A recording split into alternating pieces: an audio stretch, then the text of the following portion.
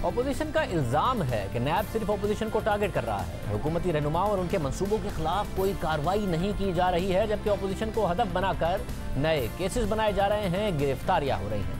आज चेयरमैन नैब की ज़ेर सदारत नैब के एग्जीक्यूटिव बोर्ड के इजलास में साबिक वज़ीर आज़म नवाज शरीफ, नून लीग के सदर शहबाज शरीफ और नून लीग के रहनुमा सरताज अजीज़ के खिलाफ इन्वेस्टिगेशंस और इंक्वायरीज की मंजूरी दे दी गई है। नैब के एग्जीक्यूटिव बोर्ड के इजलास में नून लीग के रहनुमाओं के खिलाफ इंक्वायरीज और इन्वेस्टिगेशन की मंजूरी दी गई, मगर किसी हुकूमती मंसूबे के खिलाफ कोई एक्शन नहीं लिया गया है।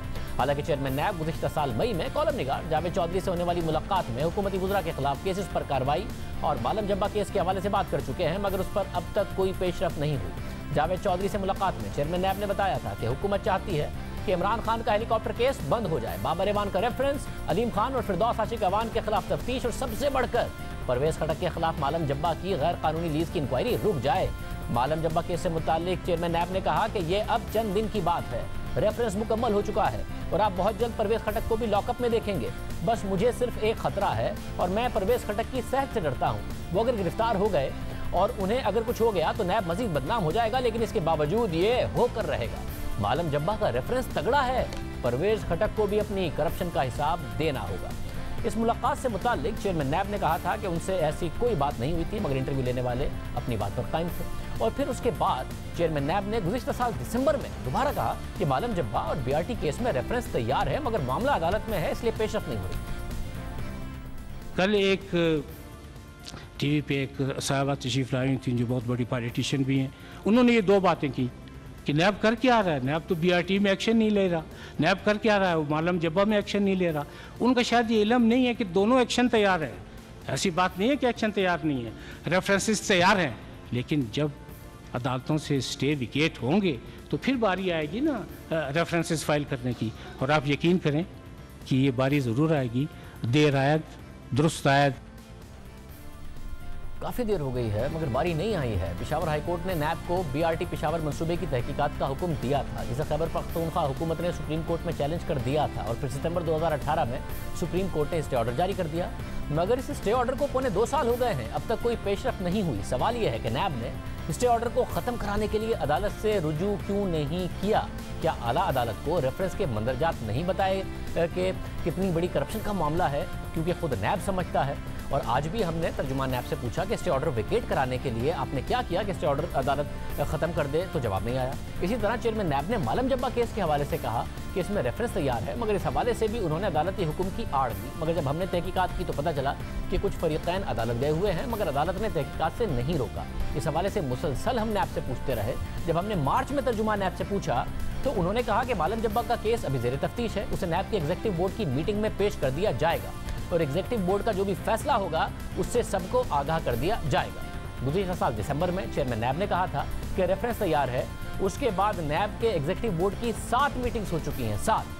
आज की मीटिंग में इस केस के हवाले से कोई बात नहीं हुई। इससे पहले 23 जून को नैब के एग्जीक्यूटिव बोर्ड का इजलास हुआ, जिसमें दीगर मामलों की तहकीकात की तो मंजूरी दी गई, मगर मालम जब्बा का केस उसमें शामिल नहीं था। इसी तरह 9 जून को भी नैब के एग्जीक्यूटिव बोर्ड के इजलास में मालम जब्बा का मामला शामिल नहीं था। फिर 23 अप्रैल को होने वाली नैब के एग्जीक्यूटिव बोर्ड की मीटिंग में भी मालम जब्बा केस पर बात नहीं हुई।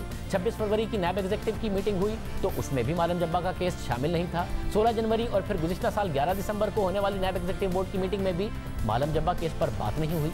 अब तक मालम जब्बा केस के हवाले से कोई पेशरफ सामने नहीं आई है। आज भी हमने तर्जुमान नैब से पूछा कि आज के नैब के एग्जीक्यूटिव बोर्ड के इजलास में मालम जब्बा केस से मुताल्लिक क्या फैसला हुआ है, तो उन्होंने जवाब दिया कि आज की नैब एग्जीक्यूटिव बोर्ड की मीटिंग लाहौर के केसेस से मुताल्लिक थी। और जब हमने उनसे पूछा कि चेयरमैन नैब ने गुज़िश्ता साल दिसंबर में कहा था कि मालम जब्बा का रेफरेंस तैयार है, जब से लेकर अब तक एग्जीक्यूटिव बोर्ड की मीटिंग्स में क्या मालम जब्बा में कोई पेशरफ नहीं हुई, तो उन्होंने फिर कोई जवाब नहीं दिया। दिसंबर से लेकर आज तक 7 नैब की एग्जीक्यूटिव बोर्ड की मीटिंग हुई है, मुतादिद इंक्वायरीज और इन्वेस्टिगेशंस की मंजूरी हुई, मगर जब रेफरेंस बकौल नैब चेयरमैन 7 माह पहले तैयार था उसका जवाब नहीं दिया जा रहा और उस पर कोई गिरफ्तारी भी नहीं हो रही। चेयरमैन नैब ने खुद कहा था कि इन दोनों केसेस में रेफरेंस तैयार है।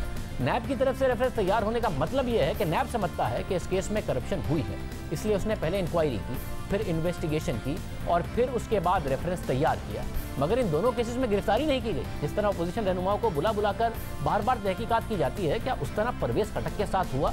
अपोजिशन पहले ही इल्ज़ाम लगा रही है कि जब से चेयरमैन नैब की मुबैना वीडियो सामने आई है वो कॉम्प्रोमाइज़ हैं, वो हुकूमतों के हाथों में कठपुतली बने हुए हैं। राना सनाउल्लाह ने फिर ये मामला उठाया। सिर्फ एक ही बात के पीछे लगे हुए हैं। देखिए जी, हमने कोई नैब का चेयरमैन हमने बनाया है, नैब का चेयरमैन तो आपने बनाया है, दुरुस्त है जनाब स्पीकर। नैब के चेयरमैन की वीडियो किसने बनाई है? आपने। नैब के चेयरमैन की वीडियो दिखाई किसने है?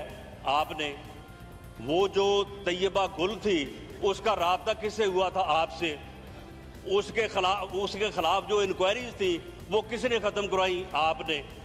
उसका जो खामन था फारूक मलिक, वो जेल में था, उसको बाहर किसने निकलवाया? आपने। उसकी जो बकिया 5 वीडियोस हैं वो किसके पास है? आपके पास। चेयरमैन नैब ने ये फरमाया था कि अगर मैं 10-15 बंदे पकड़ लूं तो हुकूमत जो है वो धड़ाम से गिर जाएगी, और उनमें से एक आदमी ऐसा है कि अगर मैं उसको पकड़ लूं तो उसकी सेहत इतनी कमज़ोर है कि मुझे ख़तरा है कि उसको कुछ हो ना जाए। जब चेयरमैन नैब ने ये प्रेस कॉन्फ्रेंस की तो उसके बाद जो है वो फिर ये वीडियो आ गई, और उसके बाद जो है वो चिरागों में रोशनियां रही। तो ये जनाबे चेयरमैन जो है ये आपका जो है वो एहतसाब है, और इस एहतसाब से आप खौफ, इंतकाम, तकब्बर, और ये खौफ जो है ये आपके अंदर जो है वो पता नहीं क्यों इतना समाया हुआ है। ये सवाल ही ऑपोजिशन बार बार उठा दी।